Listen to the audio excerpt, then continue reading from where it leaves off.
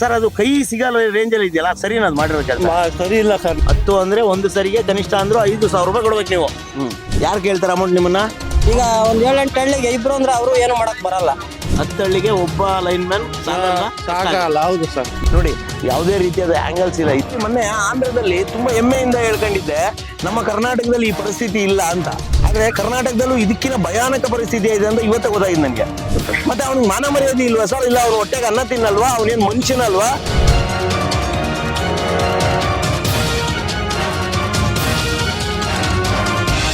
Sir ಏನ್ ಸಮಸ್ಯೆ ಏನಿದೆ ಸರ್ ಈ ಟಿಸಿ ಹತ್ರ ನೋಡಿ ಸರ್, ನೀವೇನೆಲ್ಲ ಮಾಡಿರೋದು ಸರ್ ಅದು ಕೈ ಸಿಗಲ್ಲ ರೇಂಜ್ ಅಲ್ಲಿ ಇದೆಯಲ್ಲ ಸರಿನಾ ಅದು ಮಾಡಿರೋ ಕೆಲಸ? ಸರಿ ಇಲ್ಲ ಸರ್. ನಾನು ಹೇಳಿದೆ ಅವತ್ತು.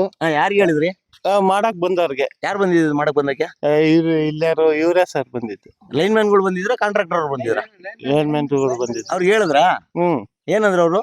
ಈ ಆ ಟೈಪೇ ಬರೋದು ಇದು. ಮ್ಯಾಕೆ ಅಲ್ಲಿ ಲೆಕ್ಕಾಚಾರಕ್ಕೆ ಇನ್ನು ಕಟ್ಔಟ್ ಹಾಕಿಲ್ಲ ಸರ್. ಇದಕ್ಕಿನ್ನ ಅಲ್ಲ, ಇದು ಕಲ್ ಪೀಸ್ ಹಾಕಿಲ್ಲ.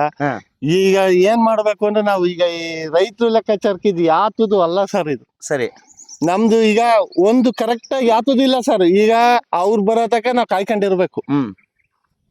ಇಲ್ಲಾಂದ್ರೆ ಏನು ಇಲ್ಲ ಸರ್ ಇದ್ರಲ್ಲಿ. ಅವ್ರು ಬಂದಾಗ್ಲೇ ನೀರ್ ಎತ್ಬೇಕು ನಾವು. ಅಂದ್ರೆ ನಿಮ್ ಕರೆಕ್ಟ್ ಆಗಿ ಕರೆಂಟ್ ಬರ್ತಾ ಇದೆಯಾ? ಕರೆಂಟ್ ಅದೇ ಸರ್, 3 ದಿವ್ಸಕ್ಕೆ ಒಂದ್ಸಲ ಹೋಗೋದು. ಅದಕ್ಕೆ ಲೆಗ್ಗೆಲ್ಲ ಕೊಟ್ಟು ಇದನ್ ಮಾಡಿ ದುಡ್ಡು ಕಲೆಕ್ಟ್ ಮಾಡಿ ಕೊಟ್ಟು. ನೀವು ದುಡ್ಡು ಕಲೆಕ್ಟ್ ಮಾಡ್ಕೊಡ್ತೀರಾ ಅದನ್ನೆಲ್ಲ ರೆಡಿ ಮಾಡ್ಸೋದಕ್ಕೆ? ಹೌದು ಸರ್. ಎಷ್ಟು ಕೊಡ್ತೀರಾ? ಒಂದ್ ಬಾವಿಗೆ 500 ರೂಪಾಯಿ. ಓ, ಬಾವಿ ಲೆಕ್ಕ? ಬಾವಿ ಲೆಕ್ಕ, ಲೆಕ್ಕ ನಿಮ್ದು? ಪಂಪ್ ಸೆಟ್ ಲೆಕ್ಕಕ್ಕೆ ಎತ್ತಿ ಕೊಡೋದು. ಪಂಪ್ ಸೆಟ್ ಇದೆ ಒಟ್ಟು ನಿಮ್ದು? ಇದು 10 ಇದಾವೆ ಸರ್. 10 ಅಂದ್ರೆ ಒಂದು ಸರಿಗೆ ಕನಿಷ್ಠ ಅಂದ್ರೂ 5,000 ರೂಪಾಯಿ ಕೊಡ್ಬೇಕು ನೀವು. ಒಂದು ಸರಿ ಪ್ರಾಬ್ಲಮ್ ಬಂದ್ರೆ ಅಮೌಂಟ್ ಕೊಡ್ಲೇಬೇಕು ಸರ್. ಕೊಡ್ಲಿಲ್ಲ ಅಂದ್ರೆ ಏನು ಕೆಲಸ ಆಗೋದೇ ಅಲ್ಲ. ಯಾರು ಕೇಳ್ತಾರೆ ಅಮೌಂಟ್ ನಿಮ್ಮನ್ನ?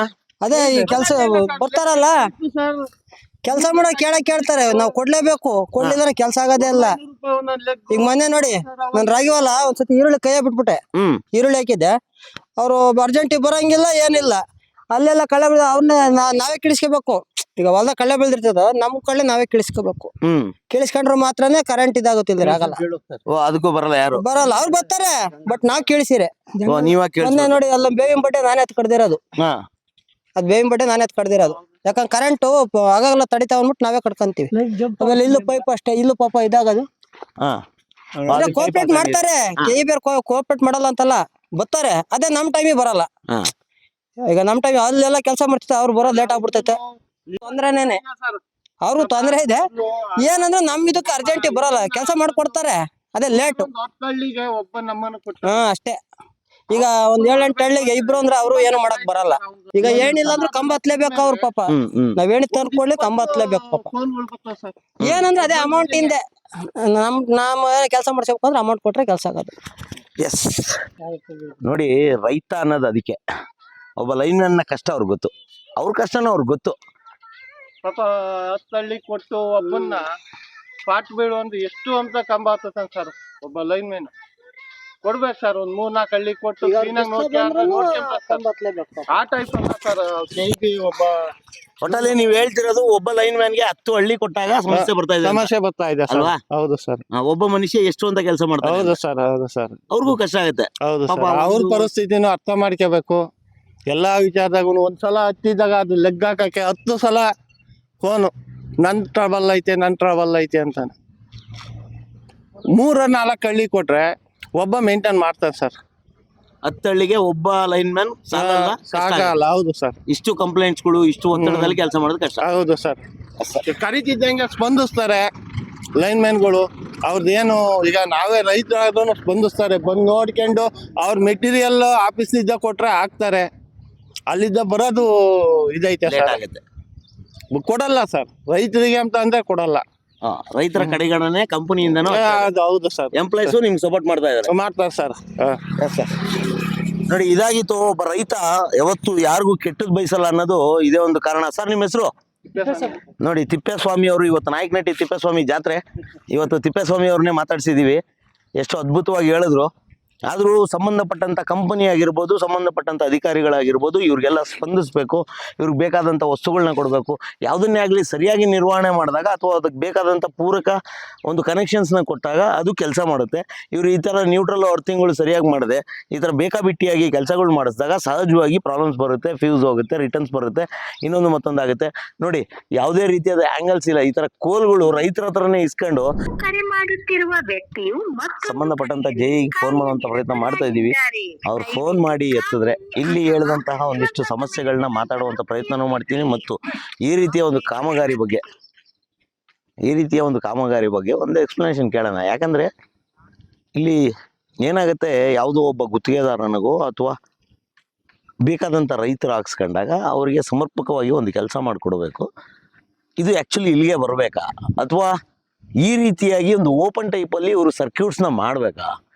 11 kV ಸರ್ಕ್ಯೂಟ್ಸ್ನ ಈ ಥರ ಮಾಡಿದ್ದಾರೆ. ಆಮೇಲೆ ನಾವು ಇನ್ನೊಂದು ಮರ್ತ್ವಿ, ಸೆಕೆಂಡ್ರಿ ಇದೆ ನೋಡಿ, ಅಲ್ಲಿ ಸೆಕೆಂಡ್ರಿ ಕನೆಕ್ಟ್ ಮಾಡಿದ್ದಾರೆ ನೋಡಿ. ಹೋಗಿದೆ ಸೆಕೆಂಡ್ರಿ. ಅಂದರೆ ಅರ್ಥಿಂಗು ನ್ಯೂಟ್ರಲ್ ಯಾವುದೇ ರೀತಿ ಇಲ್ದಿದಂಗೆ ಸೆಕೆಂಡ್ರಿ ಕನೆಕ್ಟ್ ಮಾಡಿದ್ದಾರೆ ಅಂದಂಗಾಯ್ತು ಅಲ್ವಾ ಹೊಸ? ಹೌದು. ಅರ್ಥಿಂಗು ಇಲ್ಲ, ನ್ಯೂಟ್ರಲ್ಲು ಇಲ್ಲ, ಅಲ್ಲಿ ಸೆಕೆಂಡ್ರಿ ಕನೆಕ್ಟ್ ಆಗಿದೆ. ಸೆಕೆಂಡ್ರಿ ಇದು ಕರೆಕ್ಟಾ ನಿಮ್ಮ ಅನುಭವದಲ್ಲಿ ಹೇಳಿ? ತಪ್ಪು. ಇದನ್ನ ಈ ವೇಸ್ಟೇಜ್ ಕರೆಂಟ್ ಅರ್ಥ ಆಗ್ಬೇಕು ಭೂಮಿಗೆ, ಯಾವಾಗಲೇ ಅದ್ರದ್ದು ಫ್ರೀಕ್ವೆನ್ಸಿ ಕರೆಕ್ಟ್ ಆಗಿ ಬರೋದು. ಅಲ್ಲ ಕರೆಕ್ಟ್, ಬಟ್ ಇವಾಗ ಅಲ್ಲಿ ಕನೆಕ್ಟ್ ಮಾಡೋದು, ಕನೆಕ್ಷನ್ ಮಾಡ್ಕೊಳ್ಳೋದಂಗೆ ಕನೆಕ್ಷನ್ ಮಾಡ್ಬೇಕಾಯ್ತು. ಇವ್ರು ಯಾವ ತರ ಯಾವ ಟೆಕ್ನಾಲಜಿನಲ್ಲಿ ಮಾಡಿದಾರೆ ಗೊತ್ತಿಲ್ಲ. ಜೆಇ ಅವ್ರು ಫೋನ್ ಮಾಡ್ತಾ ಇದಾರೆ, ಈ ಕಡೆ ಬನ್ನಿ. ಸಾಹೇಬ್ರೆ ನಮಸ್ತೆ, ನನ್ನ ಹೆಸರು ಬಳಗಾರ ಅಂತ ನಿಮ್ಮ ವಾಣಿಯಿಂದ ಮಾತಾಡ್ತಾ ಇದ್ದೀನಿ. ಸರ್ ನಮಸ್ತೆ ಸರ್. ನಮಸ್ತೆ. ನಿಮ್ಮ ಕೊಟ್ಟಿ ಗ್ರಾಮದಲ್ಲಿ ಇದೀವಿ ಇವಾಗ. ಹೌದು ಸರ್. ಕೊಟ್ಟಿ ಗ್ರಾಮದ ಒಂದು ಸ್ವಲ್ಪ ಒಳಗಡೆ ಬಂದಿದ್ದೀವಿ. ಏನ್ ತೋಟ ಸರ್ ಇದು? ಅಡಿಕೆ ತೋಟ. ಏನ್ ಹೆಸರು ಏನು? ತಿಪ್ಪಣ್ಣ ಅಂತ. ತಿಪ್ಪಣ್ಣ ಅವರು ತೋಟದ ಹತ್ರ ಇದ್ವಿ ಸರ್. ಆಕ್ಚುಲಿ ಮೇನ್ ರೋಡ್ ಅಲ್ಲಿ ಕ್ರಾಸ್ ಮಾಡ್ತಾ ಇದ್ವಿ. ಹೌದು ಸರ್. ಹೌದು ಸರ್. ಇಲ್ಲೊಂದು 25 kV TC ಇದೆ. ಹೌದು ಸರ್. 63 ಇದು 63 TC ಇದೆ ಸರ್. ಇದಕ್ಕೆ ನ್ಯೂಟ್ರಲ್ ಇಲ್ಲ, ಅರ್ಥಿಂಗ್ ಇಲ್ಲ, ಸೆಕೆಂಡ್ರಿ ಕನೆಕ್ಟ್ ಮಾಡಿದ್ದೀರಾ. ಹೌದು ಸರ್. ಆಮೇಲೆ ಕೆಳಮಟ್ಟದಲ್ಲಿ ಅಂದ್ರೆ ಕನಿಷ್ಠ 3 ರಿಂದ 4 ಅಡಿಗಳ ಮೇಲೆ ನಿಮ್ಮ 11 kV ಫ್ಯೂಸ್ ಯೂನಿಟ್ ಇದೆ. ಸರ್ ರೆಡಿ ಮಾಡ್ತೀನಿ ಸರ್. ಅಲ್ಲ ರೆಡಿ ಮಾಡ್ಸೋದಲ್ಲ, ಇವಾಗ ನೋಡಿ, ಯಾರಾದ್ರೂ ಜೀವನದಲ್ಲಿ ಜೀವಪ್ಸೆ ಹುಟ್ಟಿ ನನಗೆ ಲೈಫ್ ಸಾಕು ಅನ್ಕೊಳ್ಳೋವನಿಗೆ ನೀವು ಒಂದು ಅದ್ಭುತ ಒಂದೇನೋ ಹೆಲ್ಪ್ ಮಾಡ್ದಂಗೆ ನೀವು ಈ ತರ ಒಂದು ಕೆಲಸ ಮಾಡಿಸಿ. ಕರೆಕ್ಟ್ ಅಲ್ವಾ ಸರ್? ಇಲ್ಲ ಸರ್, ಮಾಡ್ತೀನಿ ಸರ್. ಇವಾಗ ಒಂದು ಪ್ರಾಣಿನೋ ಹಸುನೋ ಏನಾದ್ರೂ ಈ ಕೆಳಮಟ್ಟದಲ್ಲಿ ಬಂದಾಗ 11 kV ಟಚ್ ಆಯ್ತು ಅಂದ್ರೆ ಅದರ ದೇಹ ಏನಾಗ್ಬೋದು ಸರ್? ತೊಂದರೆ ಆಗುತ್ತೆ ಸರ್. ತೊಂದರೆ. ಈ ತರದ್ದು ಎಷ್ಟಿದೆ ನಿಮ್ಮ ಭಾಗದಲ್ಲಿ? ಆಕ್ಚುಲಿ ಮೊನ್ನೆ ಆಂಧ್ರದಲ್ಲಿ ತುಂಬಾ ಹೆಮ್ಮೆಯಿಂದ ಹೇಳ್ಕೊಂಡಿದ್ದೆ ನಮ್ಮ ಕರ್ನಾಟಕದಲ್ಲಿ ಈ ಪರಿಸ್ಥಿತಿ ಇಲ್ಲ ಅಂತ. ಆದ್ರೆ ಕರ್ನಾಟಕದಲ್ಲೂ ಇದಕ್ಕಿನ ಭಯಾನಕ ಪರಿಸ್ಥಿತಿ ಇದೆ ಅಂತ ಇವತ್ತೇ ಗೊತ್ತಾಗಿದೆ ನನಗೆ. ಇಲ್ಲ ಸರ್, ಮಾಡಿಸ್ತೀನಿ ಸರ್. ಅಲ್ಲ ಮಾಡ್ಸೋದಲ್ಲ ಸರ್, ಇದನ್ನ ಯಾಕೆ ನೀವು ಇದನ್ನ ಯಾರು RC ಗುತ್ತಿಗೆದಾರರು ಕೊಟ್ಟಿದ್ರಾ ಅಥವಾ ಏನು ಅವಾರ್ಡ್ ವರ್ಕ್ ಕೊಟ್ಟಿದ್ರಾ? ಏನಿದು? ಎಲ್ಲಿ ಸರ್? ಯಾವ ಲೊಕೇಶನ್? ಕೊಟ್ಟಿ ಗ್ರಾಮ ಅಂತ ಸರ್ ಇದು. ಅಲ್ಲ ಸರ್, ಎಲ್ಲಾಗ್ಲಿ ನಿಮ್ಮಲ್ಲಿ ಯೂಸಲಿ ಹೆಂಗ್ ಕೆಲಸ ಮಾಡ್ತಾರೆ? ಅದೇ ಆರ್ಸಿನೇ ಕೊಡ್ತಾರೆ ಸರ್. ಮತ್ತೆ ಅವ್ನಿಗೆ ಮಾನ ಮರ್ಯಾದೆ ಇಲ್ವಾ ಸರ್? ಇಲ್ಲ ಅವ್ನು ಹೊಟ್ಟೆಗೆ ಅನ್ನ ತಿನ್ನಲ್ವಾ? ಅವನೇನ್ ಮನುಷ್ಯನಲ್ವಾ? ಅವನೇನು ಪುಕ್ಸಟೆ ಕೆಲಸ ಮಾಡ್ಕೊಡ್ತಾನ? ಇಲ್ಲ ಸರ್. ಅವ್ನು ದುಡ್ಡು ತಗೊಂಡೆ ತಾನೆ ಸರ್ ಕೆಲಸ ಮಾಡೋದು RC ಗುತ್ತಿಗೆದಾರ? ಹೌದು. ಯಾರೋ ಜೀವದ ಜೊತೆಲಿ ಹಿಂಗ ಆಟ ಆಡ್ಬೋದಾ ಸರ್? ನೀವ್ ಹೆಂಗೆ ಅವ್ರಿಗೆಲ್ಲ ನೀವು ಬಿಲ್ಗಳಿಗೆ ಸೈನ್ ಮಾಡ್ಕೊಟ್ರಿ ನೀವು? ಹೆಂಗೆ ಸರ್ ಇದು? ನೋಡಿ, ಇದು ಇದ್ರಷ್ಟು ಭಯಾನಕ ಪರಿಸ್ಥಿತಿ ಇನ್ ಯಾವ್ದು ಇಲ್ಲ ಸರ್. ಹೆಂಗೆ ಇದಕ್ಕೆಲ್ಲ ನೀವು ಅಪ್ರೋಚ್ ಕೊಡ್ತೀರಾ ಸರ್? ಇಲ್ಲ ಸರ್, ಕರೆಕ್ಟ್ ಆಗಿ ನಾವು ನೋಡಿ ಮಾಡ್ತೀವಿ ಸರ್. ಮಾಡ್ಸಿದೀವಿ ಸರ್. ಸರಿ, ಮಾಡ್ಸಿದ್ರೆ ಅದೇನು ಇಳ್ಕೊಂಬಂದೆ ಸರ್ ಕೆಳಗಡೆಗೆ? ಜಾರ್ಗೆ ಬಂದ್ಬಿಡ್ತಾ ಸರ್ ಅದು? ನೋಡೋದು ಮಾಡ್ತೀನಿ ಸರ್. ಸರ್ ಮಾಡಿಸಿ. ಆಮೇಲೆ ಇದಕ್ಕೆ ನ್ಯೂಟ್ರಲ್ ಇಲ್ಲ, ಅರ್ಥಿಂಗ್ ಇಲ್ಲ. ಹೆಂಗೆ ಸರ್ ಇದು? ಹೆಂಗೆ ನೀವು ಸಪ್ಲೈ ಹೆಂಗ್ ಕೊಡ್ತೀರಾ? ನನ್ಗೆ ಅರ್ಥ ಆಗ್ತಿಲ್ಲ ಸರ್ ಈ ಕಾನ್ಸೆಪ್ಟ್. ನ್ಯೂಟ್ರಲ್ ಅರ್ತೀನಿ ಸರ್. ಆಯ್ತು ಸರ್, ನಾನು ಇವಾಗ ಲೊಕೇಶನ್ ಕೊಡ್ತೀನಿ, ಅದನ್ನ ಯಾವಾಗ ಕ್ಲಿಯರ್ ಮಾಡ್ಕೊಡ್ತೀರಾ ನೋಡಿ ಸರ್. Thank you. ನಿಮ್ಮ ಹೆಸರೇನು? ಸರ್ ಮುರಳೀಧರ್ ಅಂತ. ಮುರಳೀಧರ್ ಅವರು. ಹೌದು ಸರ್. ಓಕೆ, ನಿಮ್ಮಲ್ಲಿ ಇನ್ನೊಂದು ಕಂಪ್ಲೇಂಟ್ ಇದೆ, ಅಲ್ಲಿ ಹೋಗ್ತಾ ಇದ್ದೀನಿ ನಾನು. ಇನ್ನೊಂದು ಅರ್ಧ ಗಂಟೆ ಸರ್ ಫೋನ್ ಮಾಡ್ತೀನಿ ನಿಮ್ಮ ಮತ್ತೆ. ಸರಿ ಸರ್. Okay, thank you. ಇದು SO ಮುರಳೀಧರ್ ಅವ್ರು ಹೇಳಿದ್ದೇನಪ್ಪ ಅಂದ್ರೆ RC ಗುತ್ತಿಗೆದಾರರಿಗೆ ಇದನ್ನೊಂದು ಕಾಂಟ್ರಾಕ್ಟ್ ಕೊಟ್ಟಿರ್ತೀವಿ. RC ಗುತ್ತಿಗೆದಾರ ತನ್ನ ಮನಸೋ ಇಚ್ಛೆ ಕೆಲಸ ಮಾಡ್ಕೊಂಡು ಹೋಗ್ತಾನ್ರಿ. RC ಗುತ್ತಿಗೆದಾರನಿಗೆ ನಿಜವಾಗ್ಲೂ ಮಾನ ಮರ್ಯಾದಿಲ್ಲ. ಇವನಿಗೆ ಕೆಲಸ ಕೊಟ್ಟಂತ ಮತ್ತು ಇವನಿಗೆ ಟೆಂಡರ್ ಕೊಟ್ಟಂತವ್ರನ್ನ ಫಸ್ಟ್ ಜೈಲ್ಗೆ ಹಾಕ್ಬೇಕು. ಯಾಕೆ ಗೊತ್ತಾ? ಅವನು ಎಲ್ಲೋ ಕೂತ್ಕೊಂಡು ಕಾರ್ಪೊರೇಟ್ ಆಫೀಸಲ್ಲಿ ಅವ್ನು ಮಜಾ ಮಾಡ್ತಾ ಇರ್ತಾನೆ. ಎಲ್ಲೋ ಟೆಂಡರ್ನ ಅಪ್ಲೈ ಮಾಡ್ತಾನೆ, ಟೆಂಡರ್ದ ಅಂತಾನೆ. ಯಾರೋ ಇನ್ನೊಬ್ಬ ಕಾಂಟ್ರಾಕ್ಟರ್ಗೆ ಕೆಲಸ ಕೊಡ್ತಾನೆ. ಅವ್ನು ಸರಿಯಾಗಿ ಮೆಟೀರಿಯಲ್ ಕೊಡಲ್ಲ, ಅವ್ನು ಸರಿಯಾಗಿ ಪೇಮೆಂಟ್ ಕೊಡಲ್ಲ. ಅವಾಗ ಏನ್ ಮಾಡ್ತಾರೆ? ಇಂಥ ಕೆಲಸ ಮಾಡ್ಬಿಟ್ಟು ಹೋಗ್ತಾರೆ. ಅನುಕೂಲಕ್ಕೆ ಬೇಕಾದಂಗೆ ಕೆಲಸ ಮಾಡ್ಬಿಟ್ಟು ಹೋಗ್ತಾರೆ. ಏನ್ ಮಾಡಕ್ಕಾಗುತ್ತೆ ಅಂದ್ರೆ ಇಲ್ಲಿ ಒಟ್ಟಲ್ಲಿ ಇಲ್ಲಿರುವಂತ ರೈತರು ಮತ್ತು ಇಲ್ಲಿ ಪ್ರಾಣಿ ಪಕ್ಷಿಗಳಿಗೆ ಯಾವುದೇ ರೀತಿಯಾದ ಸುರಕ್ಷತೆ ಇಲ್ಲ ಅನ್ನಂಗಾಯ್ತಲ್ಲ.